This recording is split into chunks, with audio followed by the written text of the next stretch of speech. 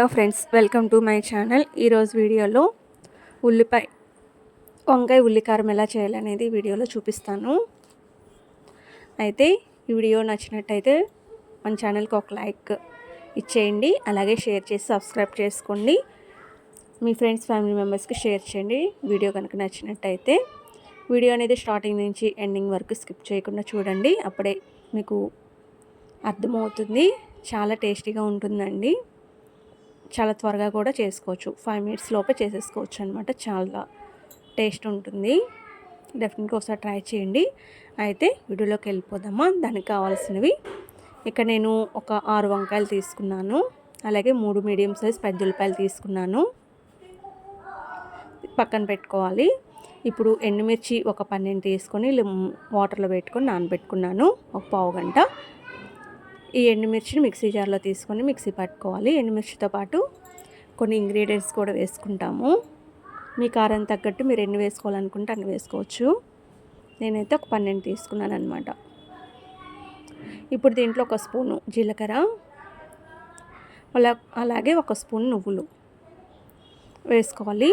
మీకు ఇష్టమైతే కనుక జీడిపప్పు, వేరుశనగ గుళ్ళు కూడా వేసుకోవచ్చు. టేస్ట్ అనేది బాగుంటుంది. నేనైతే వేయటం లేదండి. ఇప్పుడు ఇక్కడ రుచికి తగినంత ఉప్పు కూడా వేసేసుకోవాలి, ఎందుకంటే ఇప్పుడు మనం వంకాయలు పెట్టుకుంటాం కాబట్టి ఈ స్టఫింగ్ అనేది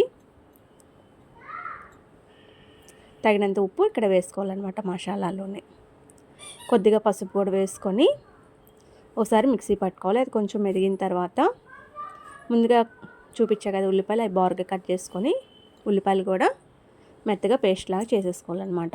అది స్టఫింగ్ కోసం ప్రిపేర్ చేసుకున్నాం.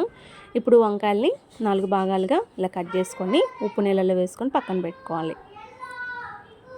అప్పుడు నల్లగా అవ్వకుండా కండ్రెక్కకుండా ఉంటాయి అన్నమాట వంకాయలు. ఇప్పుడు ఈ వంకాయల్ని ఒక్కొక్కటి తీసుకొని ముందుగా మనం రెడీ చేసి పెట్టుకున్న స్టఫింగ్ ఉంది కదండి, మసాలా, ఆ మసాలా అనేది ఈ వంకాయల్లో పెట్టుకోవాలన్నమాట. ఒక్కొక్క వంకాయ తీసుకొని స్టఫ్ చేసుకుంటున్నాను నేను. ఇలా వంకాయలు కూర్చుకొని అన్ని వంకాయలు కూడా ఒక ప్లేట్లో తీసుకొని పక్కన పెట్టేసుకోవాలి. ఈ విధంగా పెట్టుకోవాలండి. అప్పుడు మనం తినేటప్పుడు ఆ మసాలా మధ్యలో తగులుతూ చాలా బాగుంటుంది. తినేటప్పుడు అన్నంలో కలుపుకోవటానికి కూడా మంచిగా ఉంటుంది అన్నమాట. ఇప్పుడు స్టవ్ వెలిగించి పాన్ పెట్టుకొని పాన్లో ఒక 4 నుంచి 5 స్పూన్లు ఆయిల్ వేసుకొని పోపు దినుసులు వేసి వేగినాక కరివేపాకు కూడా వేసుకొని వేయించుకోవాలి. ఈ 2 వేగిన తర్వాత ముందుగా మనం స్టఫ్ చేసి పెట్టుకున్న వంకాయలు ఉన్నాయి కదా, అవి పెట్టేసుకోవాలి ఒక్కొక్కటి. ఇలా పెట్టుకున్న వంకాయల్ని మూత పెట్టేసి లో ఫ్లేమ్లో ఫస్ట్ ఒక సైడు మగ్గేంత వరకు మంచిగా మగ్గించుకోవాలి మూత పెట్టేసి. ఇలా వంకాయలన్నీ చక్కగా లైన్గా పెట్టేసుకున్నాను.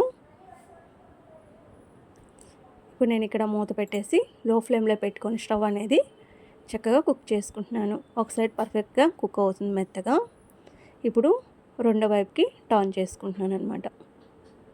ఇలా రెండో వైపు కూడా మగ్గిన తర్వాత మనం ముందు రెడీ చేసి పెట్టుకున్న మసాలా ఉంది కదండి, అది కొంచెం మిగులుతుందన్నమాట. మిగిలితే కనుక గ్రేవీ కోసం యూజ్ అవుతుంది.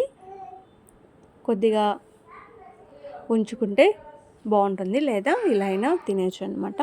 ఆ మసాలా అనేది ఇప్పుడు నేను వేసుకుంటున్నాను. ఇలా కొంచెం మగ్గినాక వేసుకుంటే మసాలా వంకాయలు 2 పర్ఫెక్ట్గా కుక్ అవుతాయి అన్నమాట. ఇప్పుడు నేను ముందుగా రెడీ చేసి పెట్టుకున్న మసాలా కూడా వేస్తానండి. ఇంకోసారి తిప్పుకొని వంకాయల్ని ముందుగా ప్రిపేర్ చేసుకున్న మసాలా మిగిలింది నా దగ్గర, అది వేసుకుంటున్నాను. ఇదే మనకి గ్రేవీ కలుపుకోవటానికి అన్నానికి యూజ్ అవుతుంది అనమాట. అందుకని కొద్దిగా ఎక్కువ వేసుకుంటే మసాలా, మనకు గ్రేవీ ఎక్కువ కావాలనుకుంటే కొంచెం ఎక్కువ వేసుకోండి మసాలా అనేది. మాకు ఎక్కువ గ్రేవీ వద్దనుకుంటే కనుక కొంచెం తక్కువ వేసుకోవచ్చు. నాకైతే ఈ విధంగా ఉంటే సరిపోతుంది. ఇంకా ఈ వంకాయలు అనేది ఈ కలర్లో వచ్చినప్పుడు మాత్రం ఇంకా గరిటతో తిప్పొద్దు, చిదిరిపోతాయి అన్నమాట. ఇలా టాస్ చేసుకుంటూ మధ్యలో చెక్ చేసుకుంటూ ఇలా టాస్ చేసుకుంటూ చేసుకోవాలి. ఇప్పుడు ఫైనల్గా కరివేపాకు వేసుకోవాలన్నమాట. అంతే అండి. ఆయిల్ అనేది సపరేట్ అయిపోయింది కదా, పర్ఫెక్ట్గా కుక్ అయినట్టే వంకాయ అనేది. చూసారా, జ్యూసీగా వంకాయ చాలా టేస్టీగా ఉంటుంది. నోట్లో వేసుకుంటే కరిగిపోయేలాగా చాలా టేస్టీగా ఉంటుంది. నేను అన్నంలో వేసుకొని వంకాయ కలుపుకొని తింటున్నాను. చాలా టేస్ట్గా ఉంటుంది అన్నమాట. కాలిపోతుంది నాకు చెయ్యి ఇక్కడ, అందుకని కొద్దిగా కలుపుకొని తింటున్నాను. చాలా సూపర్గా వచ్చిందనమాట. డెఫినెట్గా ఒకసారి ట్రై చేయండి.